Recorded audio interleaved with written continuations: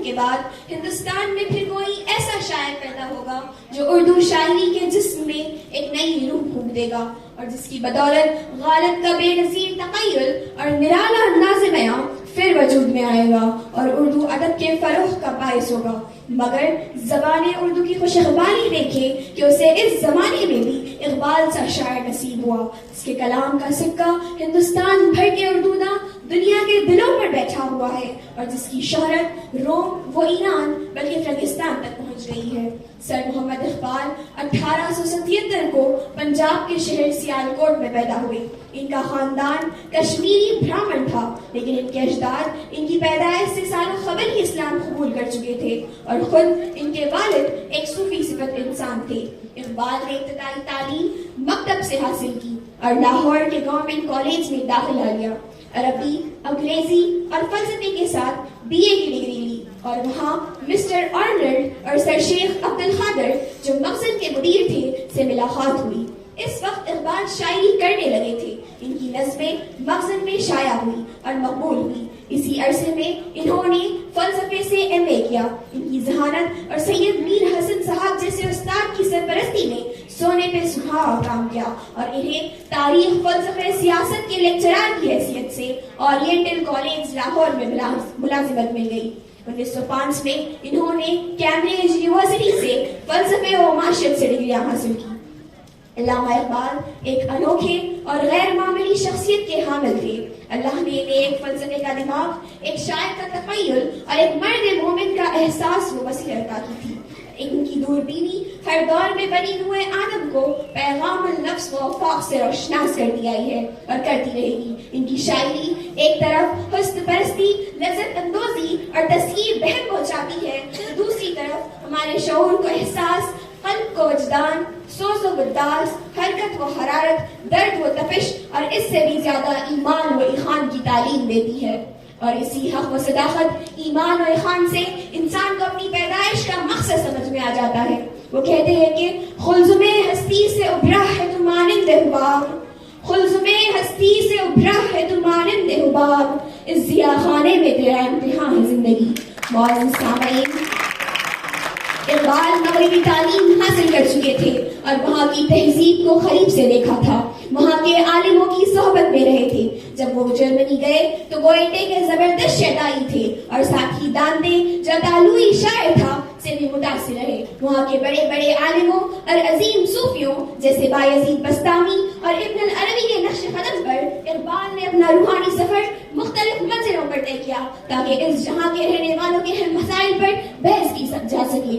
1910 میں طرابلس و بلخان کی جنگوں سے اقبال کے احساسات کو شدید تکلیف پہنچی اور انہیں مغربی تہذیب سے نفرت ہو گئی، جس کے باعث انہوں نے ایسی پرجوش نظمیں لکھی جو مغربی تہذیب کے لیے تیر و نشتر تھی۔ وہ کہتے ہیں کہ حضور دہر میں آسودگی نہیں ملتی، تلاش ہو جس کی وہ زندگی نہیں ملتی، ہزاروں لالا و گل ہے ریاضی ہستی میں، ہزاروں لالا و گل ہے ریاضی ہستی میں، وفا کی جس میں ہو بو وہ کلی نہیں ملتی، مگر میں نظر کو ایک آبگینہ لایا ہوں، جو چیز اس میں ہے جنت میں نہیں ملتی، جھلکتی ہے تیری امت کی آبرو اس میں، جھلکتی ہے تیری امت کی آبرو اس میں، طرابلس کے شہیدوں کا ہے لہو اس میں۔ انقلاب کا یہ جذبہ ان کی اس زمانے کی تمام نظموں میں پایا جاتا ہے۔ معزز سامعین، اقبال مشرقی معاشرے کی پستی سے افسردہ ہو گئے تھے، کیونکہ لوگ ہر شعبہ حیات میں مغرب کی تقلید کو ایک فرض سمجھنے لگے تھے۔ اقبال کے دل و دماغ پر اس گمراہی کا گہرا اثر ہوا، اور انہوں نے اصلاح معاشرے کی تربیت کے لیے قرآن و حدیث اور تصوف کے حوالے سے انسان کی دل و دماغ کی تربیت کو ہی اپنا مقصد حیات بنا لیا۔ وہ کہتے ہیں کہ قرآن میں ہو غوطہ زن اے مرد مسلمان، قرآن میں ہو غوطہ زن اے مرد مسلمان، اللہ کرے تجھ کو عطا ہو جرأت و کردار۔ باقول ڈاکٹر عقیل ہاشمی، اقبال کی شاعری نعرہ رندانہ نہیں بلکہ اس کا مقصد، ان کا آرٹ، ان کا تصوف سب ایک مقصد کے تابع ہے، اور وہ مقصد اسلامی تعلیم کی اشاعت، قرآن و حدیث کی ترویج اور حقیقی اسلامی معاشرت سکھانا ہے۔ مذہب، فلسفہ، تاریخ، تمدن اور دیگر علوم حاصل کرنے کے بعد بھی ان کی روح بے چین تھی۔ جس تسکین کی انہیں تلاش تھی اور جس حقیقت کی جستجو تھی وہ انہیں قرآن حکیم میں مل گئی. وہ مسلسل قرآن مجید پڑھتے اور نئے نئے علوم سے بیروور ہوتے.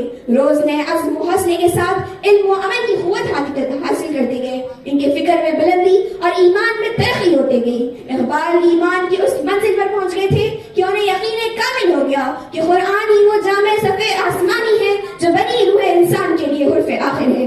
انہوں نے اپنے کلام میں درس قرآنی دیا ہے. دین اسلام کی تعلیم ان کے رگوں پہ معرج بس گئی تھی.